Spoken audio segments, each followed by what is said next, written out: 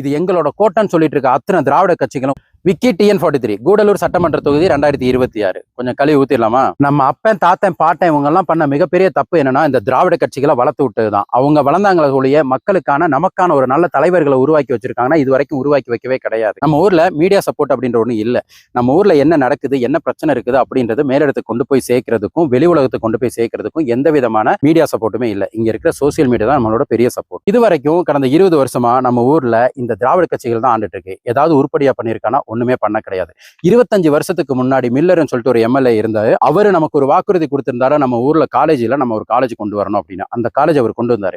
அதுக்கப்புறம் DMK ஒரு 10 வருஷம் ஆண்டிருக்காங்க, ADMK ஒரு 10 வருஷம் ஆண்டிருக்காங்க. ஏதாவது பண்ணிருக்காங்கன்னா ஒரு ஆணையும் பண்ணல. நம்ம ஊர்ல உள்ள திராவிட கட்சிகள் அவங்களுக்குள்ள அடிச்சுக்கிட்டு தான் அரசியல் பண்றாங்க. இந்த மக்களுக்கான பிரச்சனை பேசுறாங்கன்னா யாருமே பேசுனது இல்ல. இதை பத்தி நான் தெளிவா பேச விரும்பல. ஏன் அப்படின்னா இது எல்லாருக்குமே தெரிஞ்ச ஒரு விஷயம் தான். நம்ம ஊர் MLA என்ன சொல்றாருன்னா ஆளுங்கட்சியா இருக்கிறது DMK-னால எந்த விதமான சலுகைகளும் அவங்க பண்ணி கொடுக்கறது இல்லைன்னு சொல்றாங்க. அது முழுக்க முழுக்க உருட்டை. ஒவ்வொரு வருஷத்துக்கும் MLA ஃபண்ட்னு 3 கோடி ரூபாய் ஒதுக்குறாங்க. 4-5 வருஷத்துக்கு எவ்வளவு ஒதுக்கி இருப்பாங்க அப்படின்றத மட்டும் நீங்க புரிஞ்சுக்கோங்க. இதுல ஒரு முக்கியமான விஷயம் என்னன்னா அந்த கட்சி சார்ந்தவங்களை மட்டும்தான் அவர் அதிகப்படியா பண்ணிருக்காரு அப்படின்னு நீங்க புரிஞ்சுக்கணும். ஏன்னா எனக்கு தெரிய கொளப்பள்ளியில இருக்கிற அவங்க கட்சி சார்ந்த ஒருத்தருக்கு ஊரே இல்லாத ஊருக்கு ரோடு போட்டு கொடுத்திருக்காரு. இந்த மாதிரி அவங்க கட்சி சார்ந்தவங்களுக்கு மட்டுமே பண்ணிட்டு அடுத்த கட்சியை குத்தம் சொல்றதே பொழப்பா வச்சுட்டு இருக்காங்க. இதே நீங்க DMK கவர்மெண்ட் பாத்தீங்கன்னா சேம் உருட்டை தான் அவங்க வேற மாதிரி உருட்டிட்டு இருக்காங்க. எப்படி உருட்டிட்டு இருக்காங்கன்னா இங்க நம்ம ADMK இருக்குது, மேல வந்து DMK இருக்குது. அதனால எந்த விதமான சலுகைகளும் நாங்க போய் கேட்க முடியாது, எங்க கட்சி கிட்ட எங்க முதலமைச்சர் கிட்ட நாங்க எதுவுமே கேட்க முடியாது அப்படின்னு ஒரு உருட்டுறாங்க. தயவு செய்து நம்பாதீங்க. நமக்கான பிரச்சனை அப்படின்றது வெளி உலகத்துக்கு போகணும்னா இந்த திராவிட கட்சிகளுக்கு ஓட்டு போடாம இருக்கிறது தான் ரொம்ப சரி நான் சொல்லுவேன். ஏன் அப்படின்னா நீலகிரி மாவட்டத்தை பொறுத்த வரைக்கும் குறிப்பா கூடலூர் தொகுதியை பொறுத்த வரைக்கும் இந்த திராவிட கட்சிகள் அவங்களோட கோட்டைன்னு சொல்லிட்டு நம்ம மக்கள் எல்லாத்தையும் முட்டாளாக்கி வச்சிருக்காங்க அப்படின்றதான் உண்மை.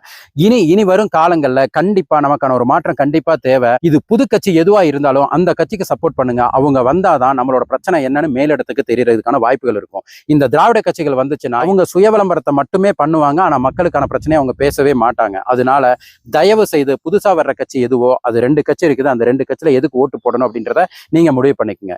இதுல ஒரு கட்சியை பத்தி தனிப்பட்ட முறையில நான் சொல்ல வேண்டியிருக்குது. என்னோட தனிப்பட்ட அனுபவத்தை சொல்றேன். இது வந்துட்டு நாம் தமிழர் கட்சிக்கான கனிம வளத்தை பத்தி எப்பவுமே தூக்கி பிடிச்சி நிக்கிற இந்த கட்சி நம்ம ஊர்ல இருக்கிற கனிம வள பிரச்சனை பத்தி என்னைக்கா பேசியிருக்காங்களா? பேசினதே கிடையாது. விவசாய சம்பந்தப்பட்ட பிரச்சனை பேசியிருக்காங்களா? பேசவே கிடையாது. சமீபத்துல கூடலூர்ல பாவக்காய் விவசாயம் பண்ண விவசாயிகள் போராட்டம் பண்ணிட்டு இருந்தாங்க. அவங்களுக்காக சப்போர்ட் பண்ணிருக்காங்களா? பண்ணிருக்க மாட்டாங்க. இவங்க கேட்ட விவசாய சின்னன்னு சொல்றவங்க அந்த விவசாயிகளுக்காக போராட்டம் பண்ணிருக்காங்கன்னா அவங்க சப்போர்ட் பண்ணதே கிடையாது. அவங்களுக்கும் இந்த திராவிட கட்சிகளுக்கும் எந்த வித்தியாசமே கிடையாது. இந்த திராவிட கட்சிகள் எப்படி மக்களை ஏமாத்தி இத்தனை வருஷமா நீலகிரி மாவட்டம் கூடலூர் தொகுதியில அரசியல் பண்ணிட்டு இருந்தாங்களோ அதே அரசியலை தான் இந்த நாம் தமிழர் கட்சியும் நம்மளை வச்சு பண்ணிட்டு இருக்காங்க. மக்கள் எல்லாத்தையும் முட்டாளாக்கிட்டு இருக்காங்க. இந்த தாளூர் பிரச்சனையில மக்களை பிரிவினைவாதத்தை தூண்டுற அரசியலை தவிர அவங்க இந்த மக்களுக்காக எந்த விஷயத்துக்கு குரல் கொடுத்திருக்காங்கன்னு யாராவது ஒருத்தவங்க அந்த கட்சியில உள்ளவங்க சொல்லட்டும். மொத்தத்துல திராவிட கட்சிகளா இருக்கட்டும், இந்த நாம் தமிழர் கட்சிகளா இருக்கட்டும், இந்த 3 கட்சியுமே இந்த ஊரோட சாபன்றதை புரிஞ்சுக்கங்க. நமக்கான பிரச்சனைகள் எதுவுமே வெளியே கொண்டு போகவே இல்லை. இந்த 25 வருஷத்துல எதுவுமே பண்ணாத இந்த கட்சி இன்னொரு 5 வருஷம் நமக்கு எதுவுமே பண்ணல, நாசமா போச்சு சொல்லிட்டு அடுத்த விஷயத்துக்கு போலாம்.